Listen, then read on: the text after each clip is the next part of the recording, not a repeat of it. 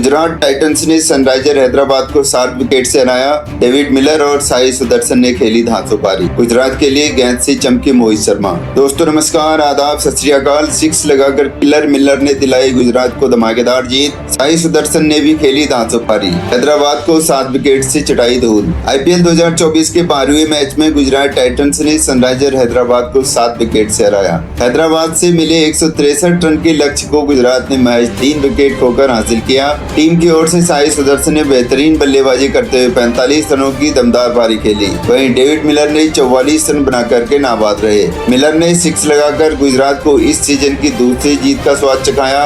इससे पहले मोहित शर्मा की अगुवाई में गुजरात के गेंदबाजों ने दमदार प्रदर्शन करते हुए सनराइजर हैदराबाद को 162 के स्कोर पर रोका। हैदराबाद की ओर से अब्दुल समद और अभिषेक शर्मा ने सर्वाधिक 29 रन बनाए और वहीं हेनरी क्लासेन ने 24 और शाहबाज अहमद ने 22 रन का योगदान दिया। गेंदबाजी में गुजरात की तरफ से मोहित शर्मा ने सिर्फ 25 रन खर्च किए और 3 विकेट चटकाए। दोस्तों पूरे मैच में क्या कुछ हुआ वो हम इस वीडियो में आपको बताएंगे। दोस्तों अगर आप भी क्रिकेट के फैन हैं तो हमारे चैनल को जरूर से सब्सक्राइब कर लीजिएगा। आपके एक सब्सक्राइब से हमें बहुत ही मोटिवेशन मिलता है और हमारे वीडियो को भी लाइक कर दीजिएगा। आइए आगे बढ़ते हैं। हैदराबाद बनाम गुजरात आज मैच खेला गया। हैदराबाद के बल्लेबाज पिछले मैच में काफी जोरदार बल्लेबाजी उन्होंने की। लाजवाब फॉर्म में हेनरी क्लासेन थे। अभिषेक और ट्रेविस हेड ये दोनों भी काफी अच्छी बल्लेबाजी कर रहे थे पिछले मुकाबले में। इस मैच का टॉस हो चुका था। सनराइजर हैदराबाद के कप्तान पैट कमिंस ने टॉस जीतकर पहले बल्लेबाजी करने का फैसला किया था। इसका मतलब ये हुआ कि गुजरात की टीम को पहले गेंदबाजी करनी थी। दोनों टीमों की प्लेइंग 11 आप लोगों को पता ही होगी कौन कौन खिलाड़ी खेले। अगर आपको प्लेइंग 11 भी जाननी हो तो हमारे चैनल पर कमेंट जरूर कीजिएगा। अगले वीडियो में मैं कोशिश करूंगा आपको दोनों टीमों की प्लेइंग 11 बताने की। एसआरएच की दमदार शुरुआत हो चुकी थी। 1 ओवर के बाद सनराइजर हैदराबाद का स्कोर 11 रन हो चुका था। ट्रेविस हेड 10 रन बना करके खेल रहे थे और मयंक अग्रवाल 1 रन बना करके खेल रहे थे। इसके बाद ट्रेविस हेड ने लगाई आकर्षक बाउंड्री। 2 ओवर के बाद सनराइजर हैदराबाद का स्कोर 20 रन हो चुका था। ट्रेविस हेड 14 रन और मयंक अग्रवाल 6 रन बना करके खेल रहे थे। इसके बाद ट्रेविस हेड और मयंक अग्रवाल की शानदार शुरुआत। 3 ओवर के बाद सनराइजर हैदराबाद का स्कोर 27 रन। मयंक अग्रवाल 11 और ट्रेविस हेड 15 रन बना करके खेल रहे थे और मयंक अग्रवाल आउट हो गए थे।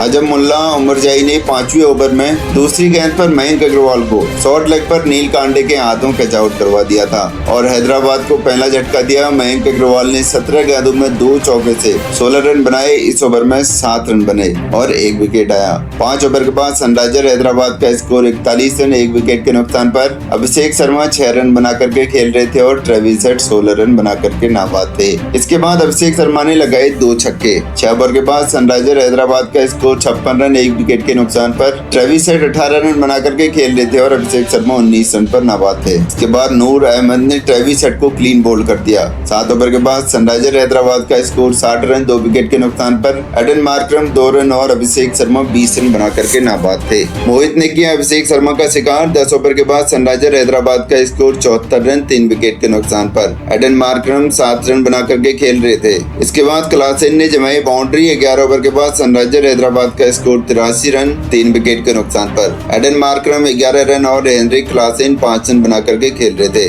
मोहित शर्मा का कड़क ओवर। 12 ओवर के बाद सनराइजर हैदराबाद का स्कोर 90 रन 3 विकेट के नुकसान पर। एडन मार्करम 15 रन और हेनरी क्लासेन 8 रन बना करके खेल रहे थे और इस ओवर में एक भी बाउंड्री नहीं लगाने दी। 10 ओवर का खेल खत्म हो चुका था और क्लासेन ने जड़े 2 छक्के। एसआरएच का स्कोर 100 रन के पार पहुंचा। 13 ओवर के बाद सनराइजर हैदराबाद का स्कोर 104 रन 3 विकेट के नुकसान पर। हेनरिच क्लासेन 21 और एडन मार्करम 16 रन बना करके खेल रहे थे। राशिद खान ने क्लासेन को किया क्लीन बोल्ड। 14 ओवर के बाद सनराइजर हैदराबाद का स्कोर 109 रन 4 विकेट के नुकसान पर। शाहबाज अहमद 1 और एडन मार्करम 17 रन बना करके खेल रहे थे। उमेश यादव ने मार्करम का किया शिकार। 15 ओवर के बाद सनराइजर हैदराबाद का स्कोर 122 रन 5 विकेट के नुकसान पर। अब्दुल समद 8 और शाहबाज अहमद 6 रन बना करके खेल रहे थे। इसके बाद दर्शन नालकंडे का शानदार ओवर। 16 ओवर के बाद सनराइजर हैदराबाद का स्कोर 128 रन 5 विकेट के नुकसान पर। शाहबाज अहमद 9 रन बना करके खेल रहे थे और अब्दुल समद 10 रन पर नाबाद थे। राशिद का स्पेल खत्म हो चुका था। 17 ओवर के बाद सनराइजर हैदराबाद का स्कोर 137 रन 5 विकेट के नुकसान पर। अब्दुल समद 15 और शाहबाज अहमद 13 रन बना करके खेल रहे थे।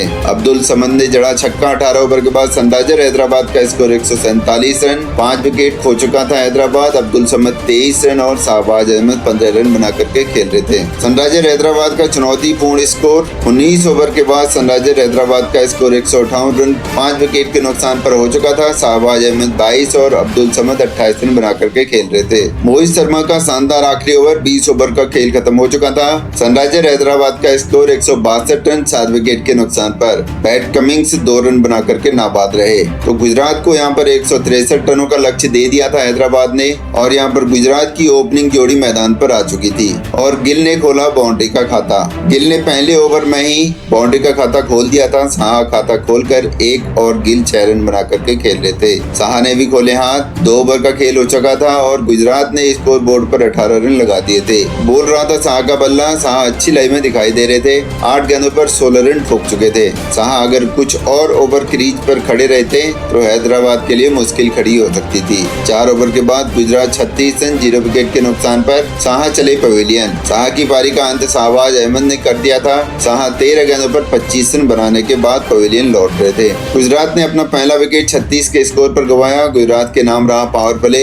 6 ओवर का पावर प्ले खत्म हो चुका था और गुजरात टाइटंस ने स्कोर बोर्ड पर 1 विकेट खोकर 52 रन लगा दिए थे। 7 ओवर बाद गुजरात का स्कोर 58 रन 1 विकेट के नुकसान पर। गिल सुदर्शन बुन रहे थे साझेदारी। 8 ओवर का खेल खत्म हो चुका था और गुजरात टाइटंस ने स्कोर बोर्ड पर 63 रन लगा दिए थे। 9 ओवर बाद गुजरात 74 रन 1 विकेट के नुकसान पर। पारी के 9वें ओवर में भी शुभमन गिल चौका लगाने में सफल रहे। गुजरात ने स्कोर बोर्ड पर 1 विकेट खोकर 74 रन लगा दिए थे। गिल 36 पर खेल रहे थे और सुदर्शन 13 रन बना करके नाबाद थे।